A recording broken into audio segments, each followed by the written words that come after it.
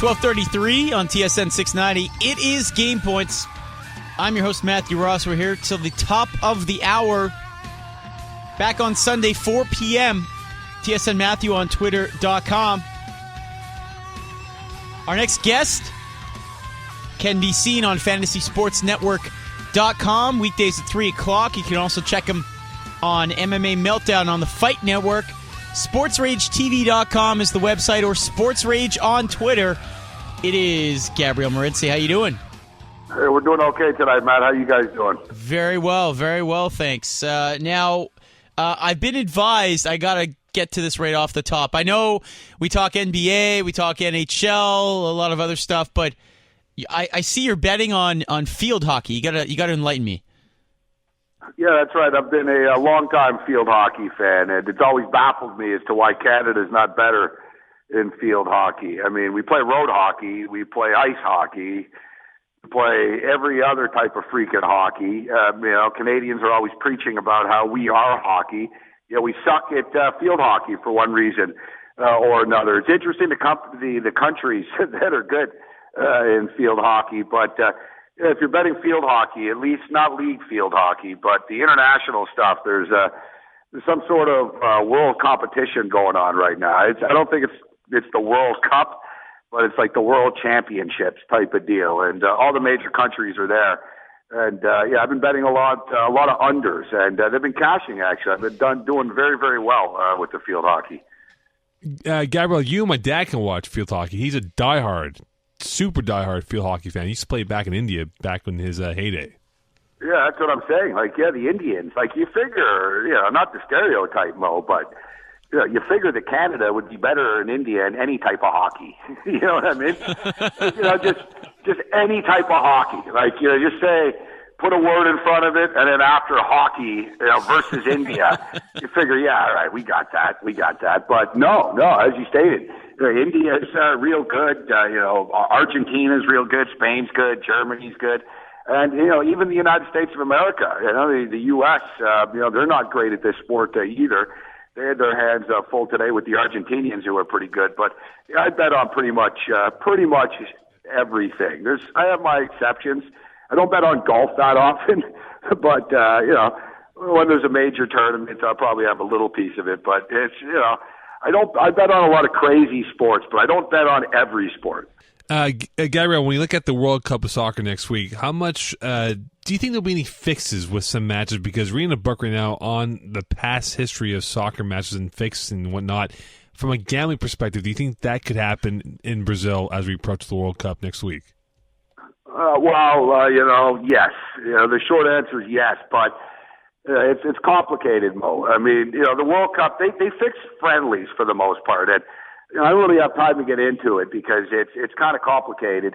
But yeah, without a doubt, there's going to be some shady stuff that goes on in the World Cup, but they're not going to be throwing. It's not like Neymar or Lionel Messi are throwing any matches. And it's not like Argentina's not going there to win, or Spain aren't going there to win, etc. So, ultimately, I think it'll be decided on the field. But from a gambling perspective, the cartels in Singapore are just so freaking powerful. And they have their tentacles in everything, man. These guys get to everybody. And no one's going to know the wiser. And, soccer betting is the biggest sport in the world. You can bet on anything. I know you're a big soccer guy, Mo, and you can bet on everything.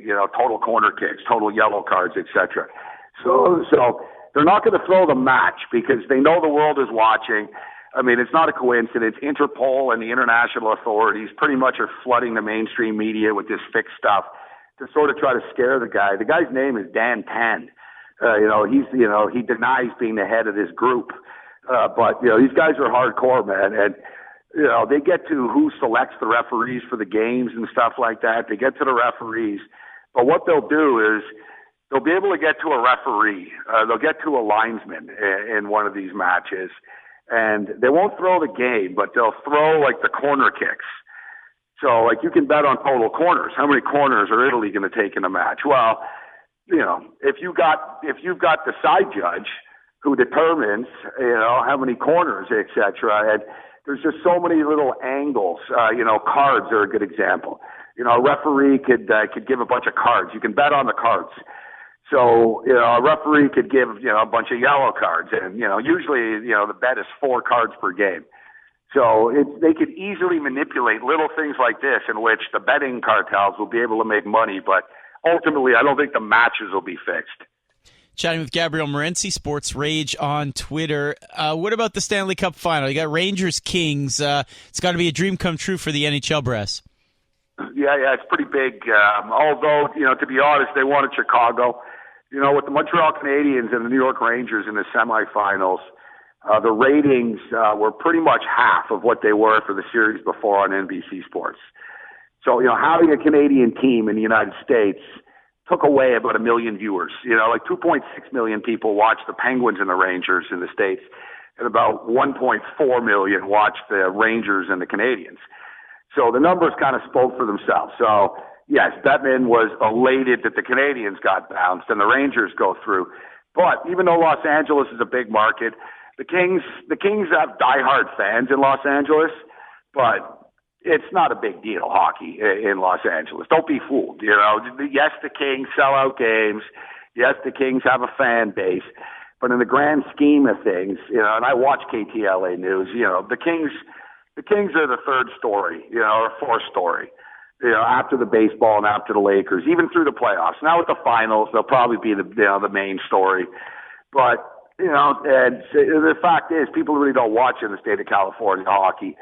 So they wanted Chicago, and it was similar to the Canadians' numbers, in which when the Kings were playing, the numbers are actually down. The Blackhawks are a huge market; they're a huge fan. They have a huge fan base around North America and in the States. So ultimately, Matt, I think they wanted Chicago in New York, but they'll take LA and New York any day, any year. I mean, first time New York and LA play each other in a besides the Rap Wars, first time since 1981. Of course, Blue Monday, it would have been different, but Dodgers, Yankees, last time this has happened, New York, L.A. Gabriel, who do you have, Miami or San Antonio? I got San Antonio, and I also have the Kings. I don't think the Rangers have a hope in there's a better chance of Donald Sterling dropping a puck in one of these games than there is the Rangers winning this series. But I like San Antonio. It's not going to be easy. San Antonio are a slight favorite in this series, which is surprising when you consider just, how legendary this run has been for the Miami Heat, and they got LeBron James, the best player in the world. But, San Antonio at home, man, you want an incredible number is, per 100 possessions. So 100 possessions at home in the playoffs. They're averaging 122 points.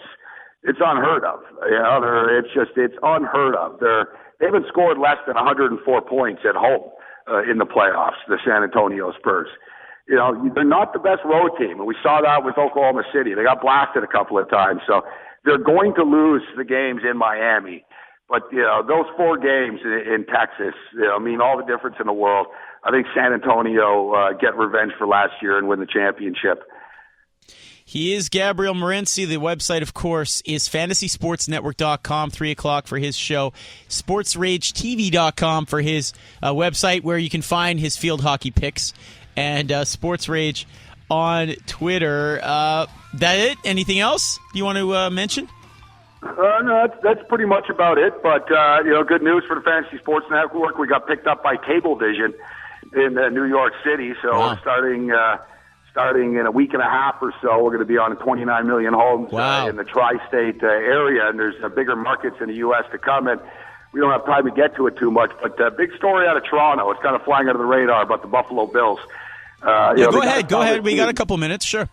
Yeah, they got to sell the team. Basically, the wife, the widower of Ralph Wilson, is in control. Ralph Wilson actually said, if you're going to sell it, make sure there's keeping it in the area. But there's a big estate tax that's about to kick in. So she wants to sell the team basically before the season starts. So, they've got a stadium deal at the Ralph Wilson Stadium until 2020. There's a $28 million buyout in 2020. In 2022, there's no more buyout anymore. But whoever buys the team has to agree to keep the team in Western New York. Bon Jovi is number 1 on the list with the owner of the Leafs and the Raptors, Larry Tannenbaum, who owns half the team with Bell and Rogers, etc.